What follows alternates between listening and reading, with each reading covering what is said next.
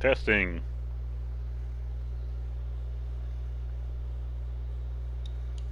Testing. There we go. We have sound. Sorry for the delay.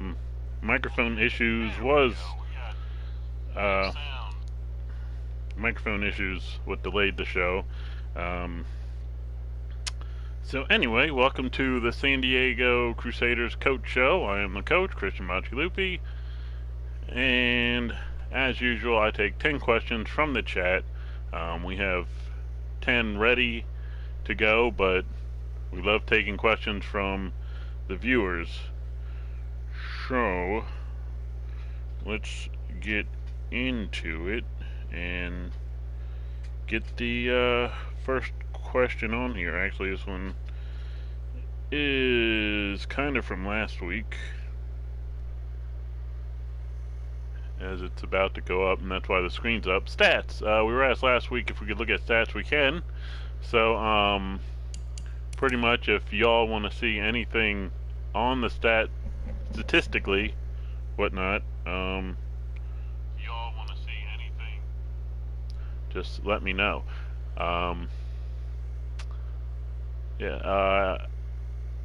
So yeah. Alright, I guess that's kind of a question.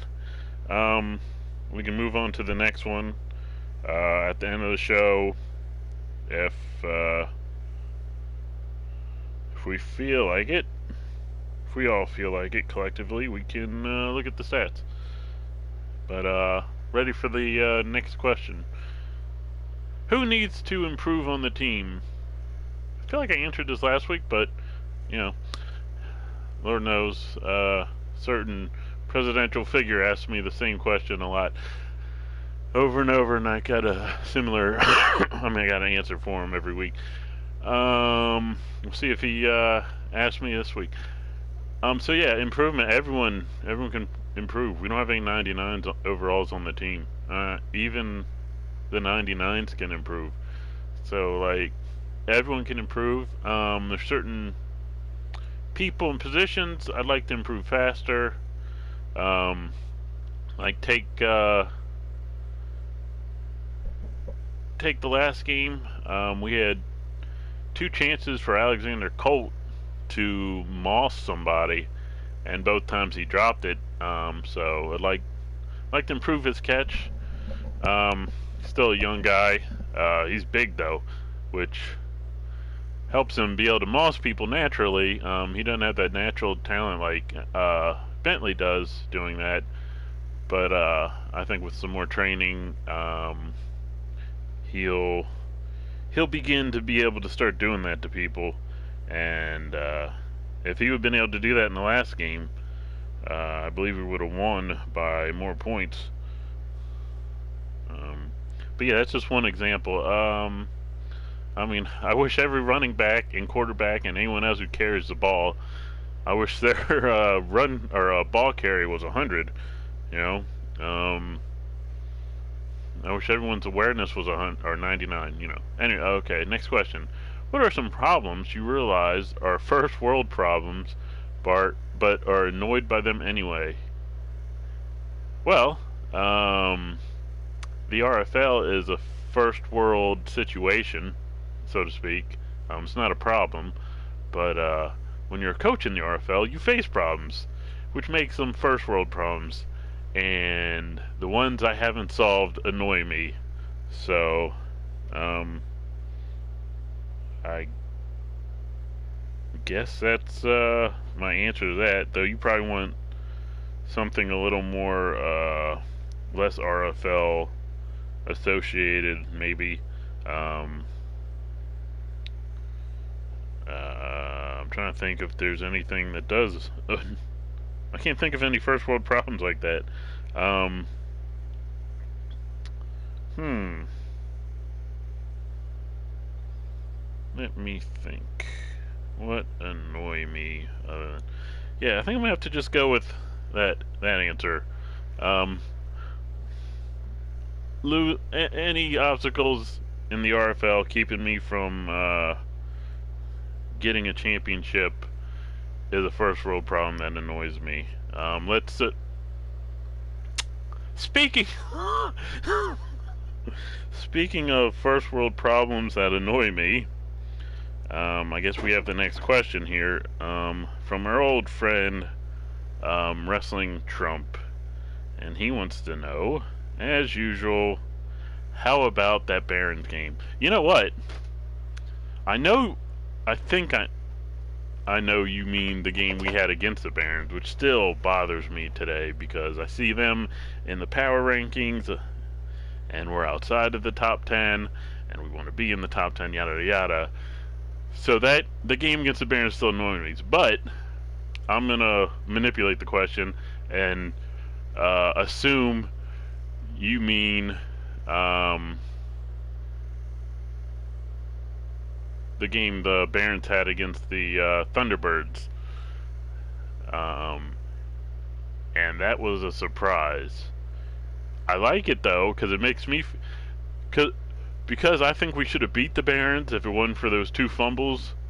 It makes me feel better about facing the Thunderbirds, who the Barons beat this past weekend. For those who don't know, so the Barons beating the Thunderbirds makes me feel a whole lot better about the upcoming game against the Thunderbirds. That's let's see, we got Steamers this week, Condors, a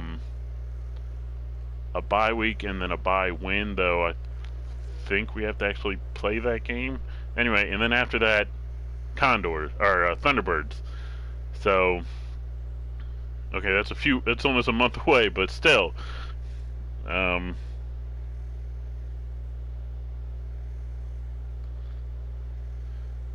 So to answer Mr. Trump's question, the way I see it is,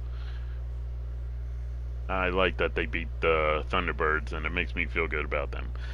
Next question: why did you choose the San Diego Crusaders? I believe I answered this before, but again, I'll answer it again. So there was a pretty big list when I jumped in that still needed coaches. I was originally looking for like who's the worst team in the league, and then somehow I ignored that. I forget the Dreadnoughts were available, but I like that name because I'm into Cobra from G.I. Joe, and Dreadnoughts, I believe, were one of the subgroups of Cobra. But I forget if they were taken or not. That might have been why I didn't take them.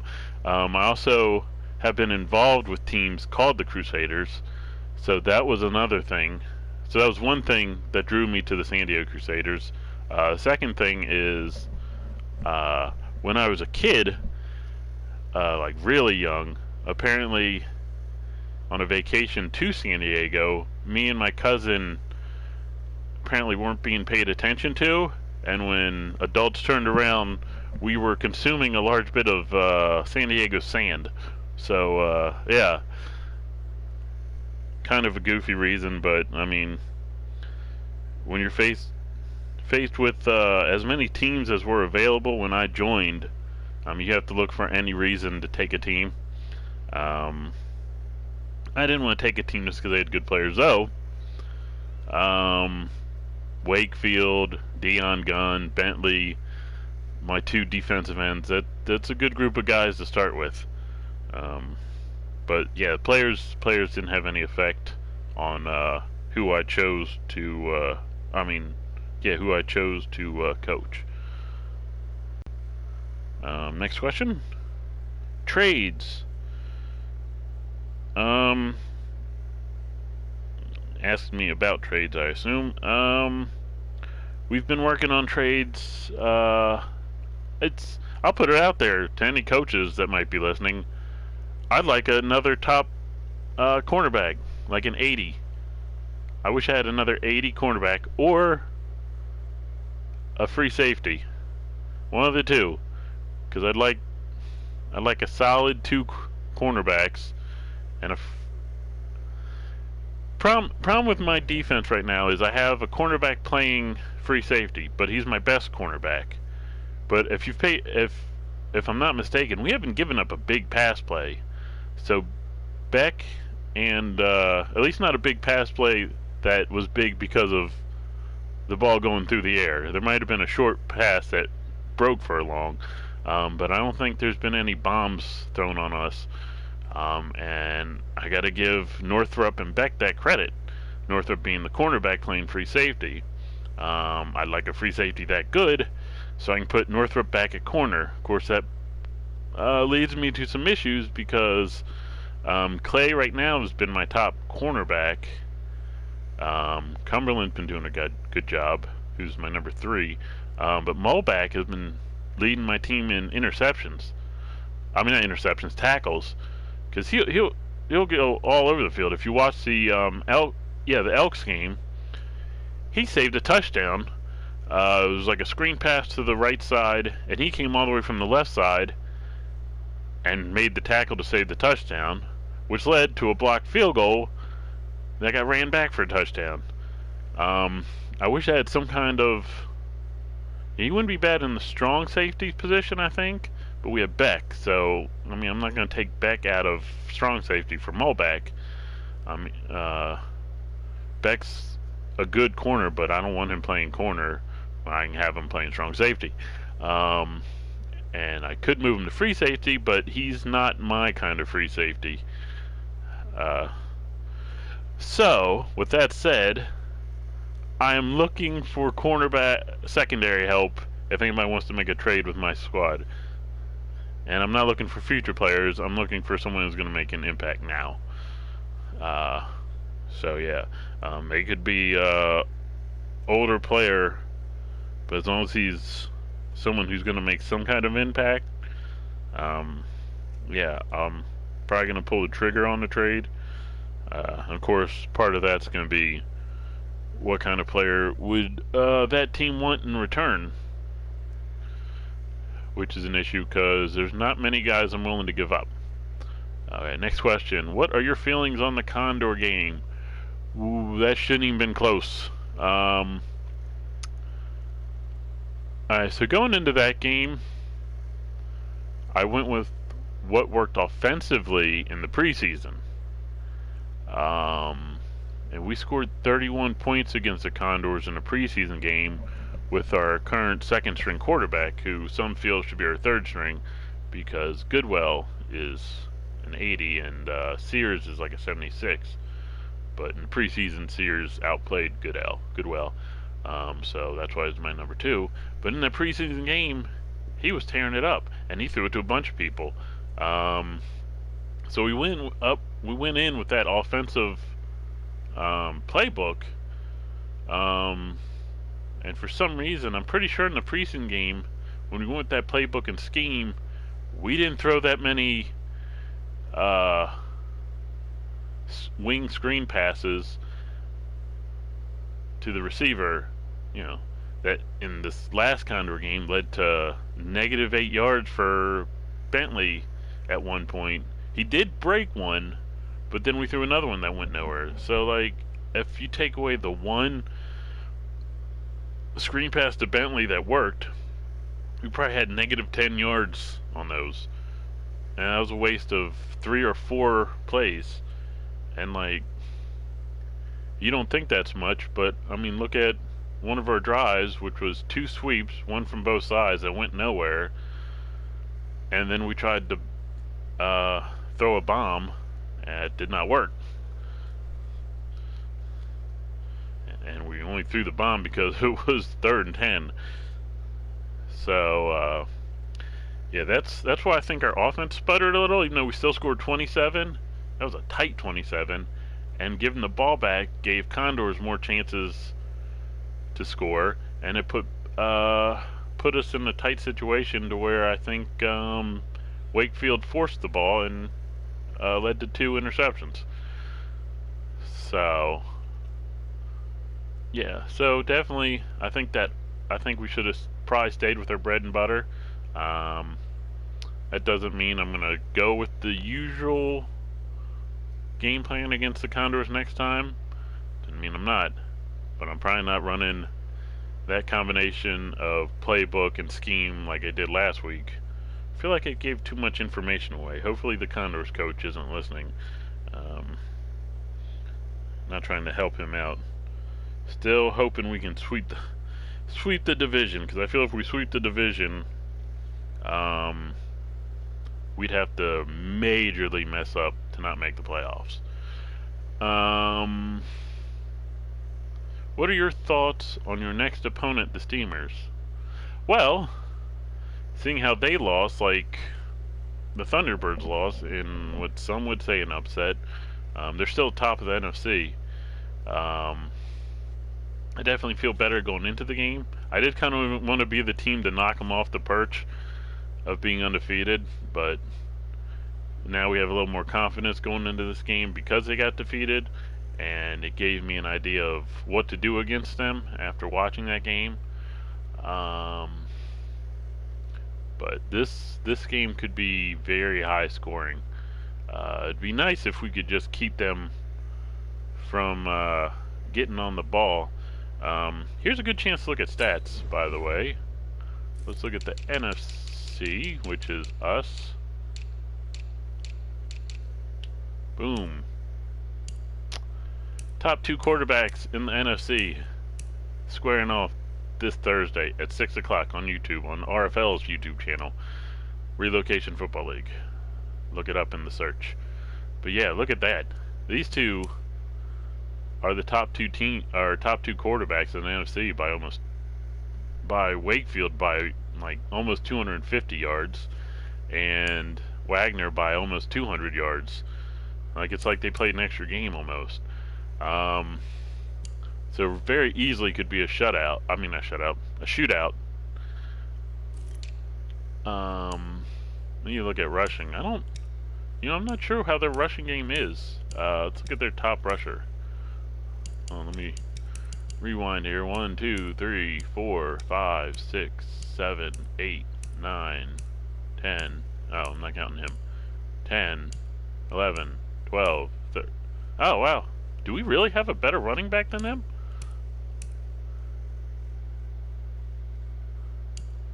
Well, that's good to know. We kind of have similar teams in that we're very high-powered passing-wise, and let's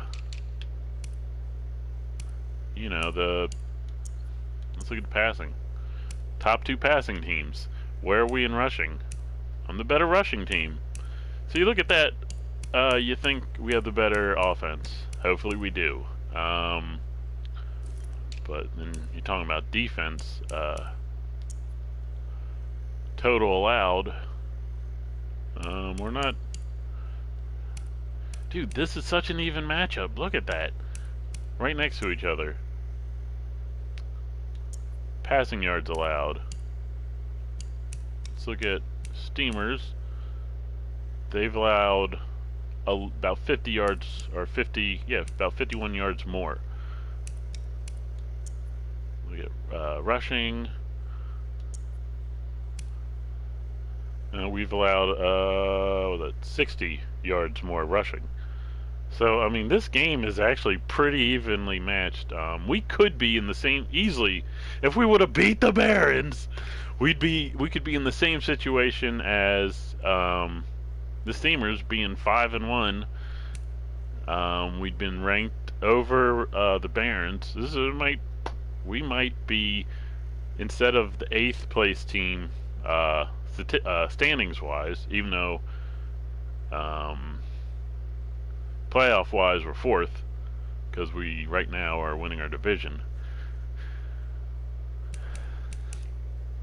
Like, so this, as a fan, this I wouldn't be surprised if tomorrow on the podcast, Bill and Smitty say this is the game of the week.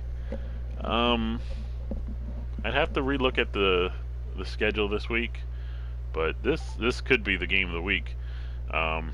Though I'd like this to be more of us blowing them out and our defense stepping up and getting the job done, so to speak.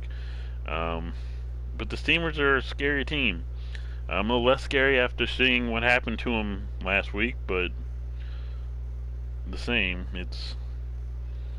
You see a team that's undefeated, or even with just one loss, and it's intimidating. But remember, we're kind of we should be 5-1. All right, what are some problems with your team? Well, see, this is hard. I don't want to advertise our weaknesses to opponents. So let's just say I know the problems with the team, and I'm doing my best to address them.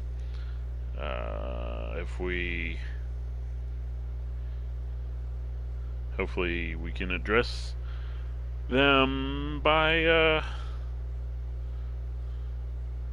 as soon as possible. I mean by every game. Sooner the better, So we're to question number 10. Let's take a look at what that is. You should have a ReloCon, RFL convention. What are some ideas you'd have for such an event? That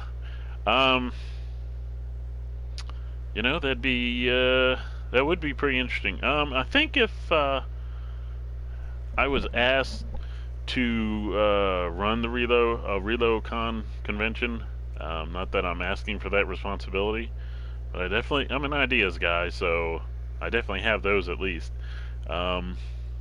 I would think it would be on the championship weekend, the weekend of the relocation championship. I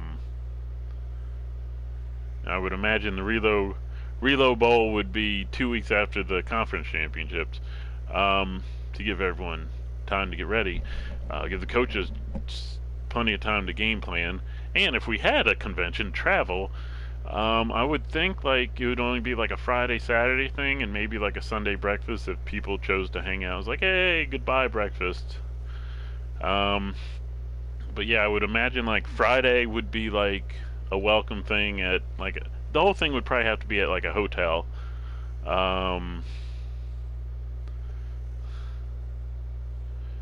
The Friday night would probably be like a meet and greet for the coaches, people, SMID players, fans.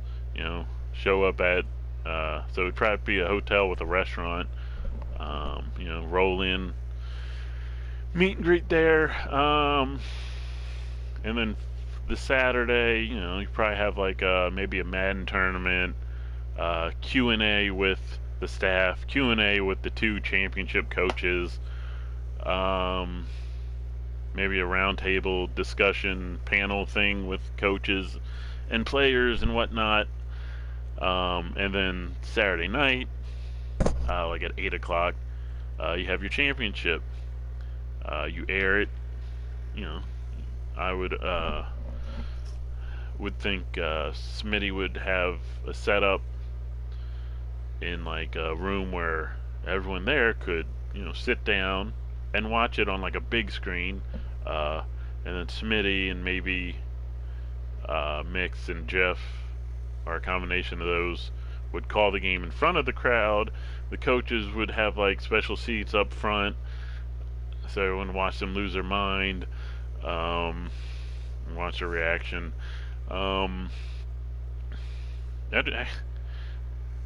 Actually, filming the coaches would be an interesting live stream to watch next to the game, like a picture-in-picture, or watch the game on your TV and watch the watch-along party, I guess, on your phone or whatever, tablet, or if you can set it up picture-in-picture on your TV, yeah. And after the game, little victory celebration for the winning coach. And then the next morning, for people who have time, it's a little like goodbye breakfast. Checkout's at 11, unless pay the person $1,000 to say checkout's at 1. That's a song reference from the game. But yeah, that is 10 questions. I guess I should thank Mr. Trump for contributing today. Sorry for the delay. And we'll see you next time. Okay. Wait. Let me throw some information at you. It's not in the description for the live chat. We're about to put it in. This episode was brought to you by F4A Radio. There should be a link in the description. The Friday the 13th to St. Patrick's Day charity streams for Back to Brag. That'll be on Back to Brag's Twitch channel and Back to Brag's gaming channel. Did we have any others? Just that's it. Okay. And Back to Brag Sports, which is this channel, so and the Relocation Football League. Go follow them everywhere. Follow Back to Brag everywhere. Follow this channel. What else? I'll kill another minute and a half to make it a perfect 30-minute video. But yeah, let me look at the schedule. We play at 6 p.m. this Thursday.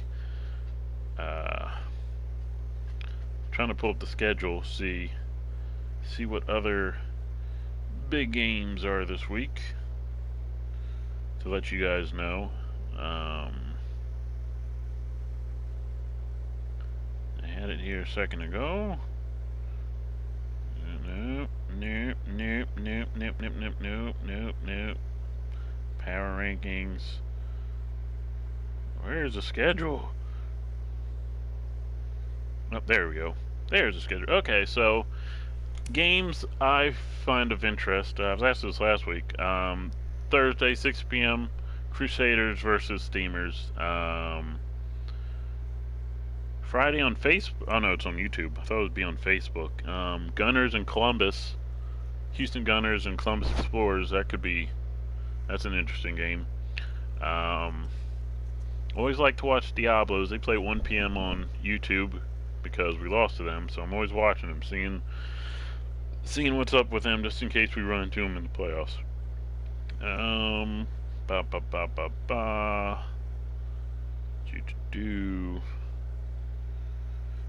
Saturday, 8 p.m. Celtic Tigers and Sentinels. That should be a good one. That one's definitely interesting me. Thunderbirds and Snowhawks. Snowhawks last game with suspensions. I'm hoping that's Monday at 6. So I'm hoping and assuming the Thunderbirds will bounce back and take care of the depleted Snowhawks. And then after that on Twitch, By the way, Thunderbirds and Snowhawks, 6 p.m. on YouTube on Monday.